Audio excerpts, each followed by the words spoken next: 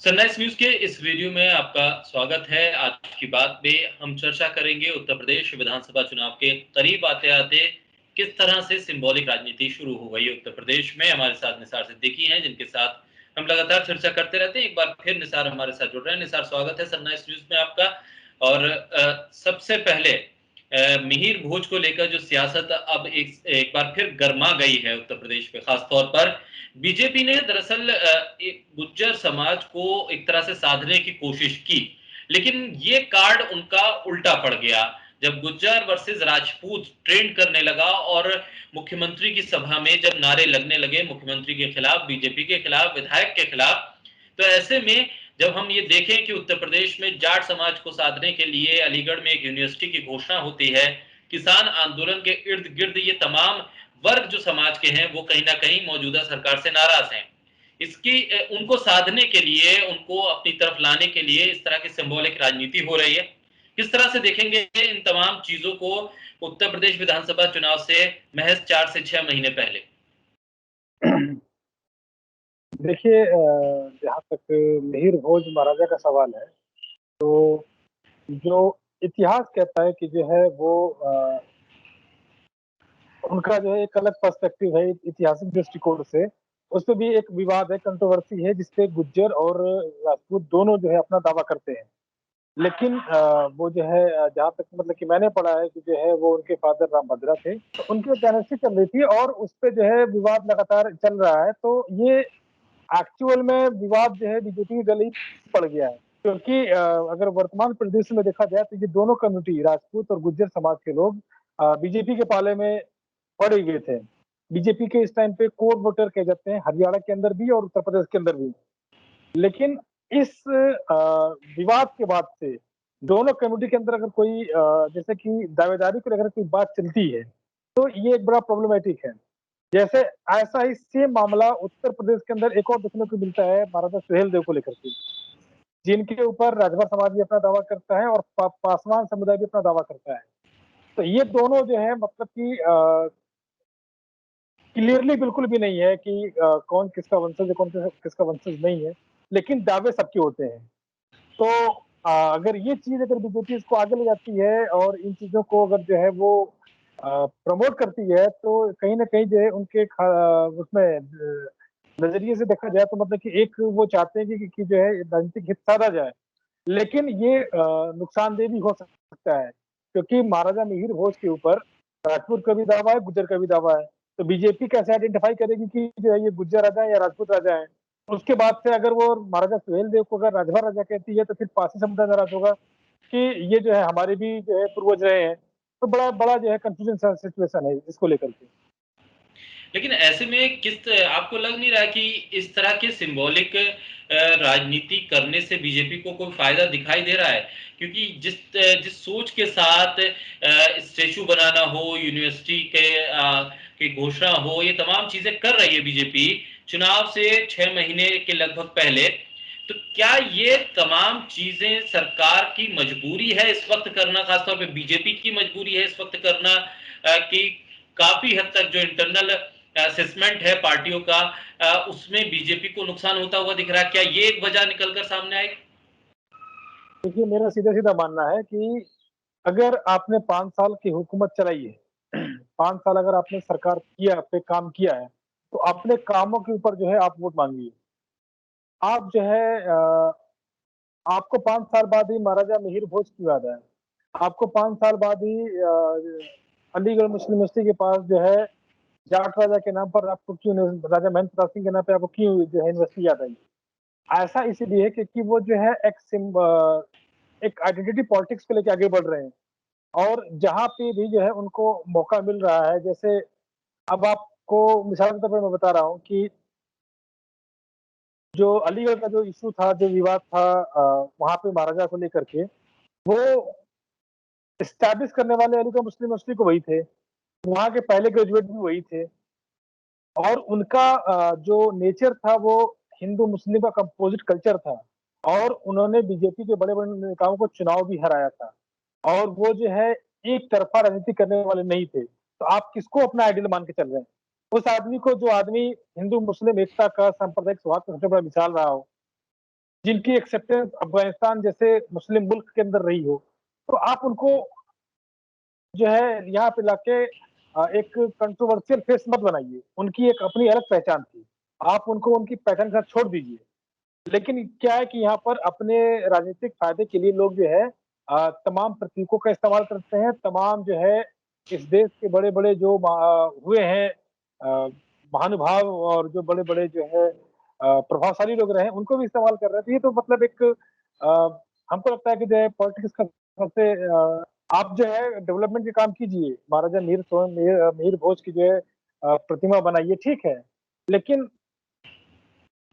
दूसरे को उसके कंट्रोवर्सी में डालना क्यों?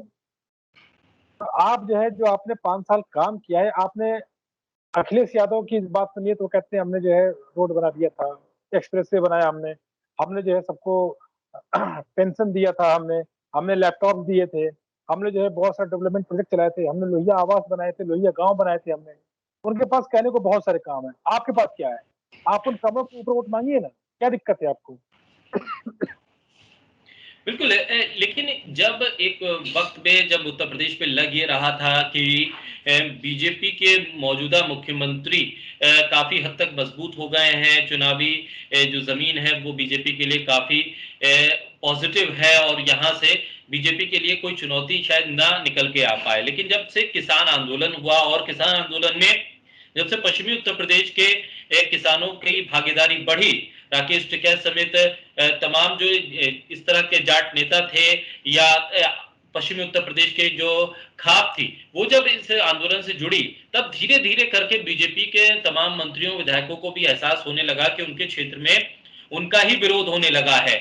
और उसके बाद स्थिति ये बनी कि बीजेपी कोशिश ये कर रही थी कि जो मुख्यमंत्री योगी आदित्यनाथ की छवि उन्होंने बनाई है, उस छवि के सहारे वो चुनाव में आगे जाएंगे और शायद उनको ये उम्मीद थी कि उसमें जीतेंगे। लेकिन आज जो दादरी में हुआ, मुख्यमंत्री के सामने मुख्यमंत्री के खिलाफ नारेबाजी हो जाना, बीजेपी के खिलाफ नारेबाजी होना, विधायक के खिलाफ नारेबाजी होना। हालांकि पश्चिमी उत्तर प्रदेश में किसानों के आंदोलन की वजह से कई और विधायकों सांसदों को विरोध का सामना करना पड़ा, लेकिन ये पहला मौका था कि जब मुख्यमंत्री के सामने ही मुख्यमंत्री के खिलाफ नारेबाजी हो गई।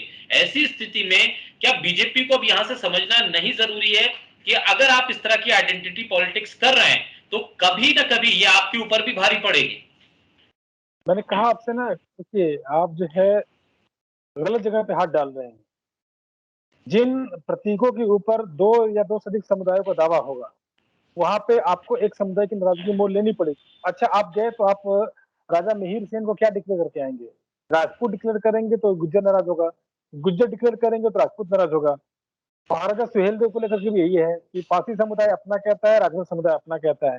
तो आप किसको जो है वो कर रहे हैं? सबसे बड़ी बात ये है। दूसरी बात कि आपके साथ जो है बड़ी तरह की दिक्कतें हैं। अगर आपके पास काम है, तो काम के ऊपर काम कीजिए, बात कीजिए। अगर योगी आदित्यनाथ का चेहरा इतना ही एक्सेप्टेबल है, तो योगी आदित्यनाथ ने जो 5 साल में काम किया है, उनको गिनाइए ना। कौन मना कर रहा है आपको? आप उनके काम बताइए, आप उनके 5 या 10 ऐसे प्रोग्राम बता दीजिए, जो आपको वोट दिला दें। आप उसको लेकर के आगे बढ़िए और वोट लीजिए। लेकिन मैं कह रहा हूँ आपसे फिर भी कि उत्तर प्रदेश का मिजाज ऐसा नहीं रहा है कि आप जो है लोगों को ज़्यादा देर तक झूठ बोल के राज कर सकते हैं। लोग आज आपसे रोज़गार का सवाल पूछ रहे हैं। लोग आज आपसे महँगाई के ऊपर बात कर रहे हैं। लोग आज आपसे जो सरकारी नौकरियों से व्यवस्थित रिटायर कर दिए गए, उनके बारे में बात कर रहे हैं। लोग आज आपसे कानून व्यवस्था के ऊपर बात कर रहे हैं। बहुत सारी इश्यूज हैं जिनके ऊपर लोग बात करना चाहते हैं और आप जो है उनको इन सब मुद्दे पे उलझाना चाहते हैं। आपको याद होगा कि राकेश टिकैत ने जब गाज़ीपुर बॉर्डर पे प्रोटेस्ट चल रहा था, तो उस टाइम पे उन्होंने याद दिलाया, एक आरोप लगाया था कि वहाँ पर जो वहाँ के लोकल विधायक थे, लोनी के गुज्जर विधायक, उनको जो है उन्होंने राकेश टिकैत का ये आरोप था कि बीजेपी यहाँ पर गुज्जर से जाट लड़ाना चाहती है। तो उस आंदोलन के ऊपर भी जो है आरोप ये लगा। अब क्या है कि अब राजपूत वर्सेस गुज्जर कर रहे हैं आप, कहीं राजभर वर्सेस पारसी करेंगे, कहीं हिंदू वर्सेस मुसलमान करेंगे, तो ये चीजें अब नहीं चलेंगी उत्तर प्रदेश में। इसीलिए बीजेपी को इतनी प्रॉब्लम फेस करनी पड़ रही है। बिल्कुल। और निसार, ये जो मुद्दा उठा आज जिस तरह से सभा में हुआ, उसके बाद न सिर्फ इसका उत्तर प्रदेश के हलकों में असर है, हरियाणा में भी इसको लेकर विरोध हो रहा है। वहां पर भी जो राजपूत संगठन है, राजस्थान में जो संगठन है, वो भी बीजेपी को एक तरह से चुनौती दे रहे हैं कि अगर इस तरह के किसी तरह हमारे इतिहास के साथ छेड़छाड़ होती है तो बीजेपी को नुकसान उठाना पड़ेगा। क्या ये एक शॉर्ट टर्म पॉलिटिक्स की को में फायदा हासिल करने के चक्कर में बीजेपी एक लॉन्ग टर्म नुकसान की तरफ आगे बढ़ गई है?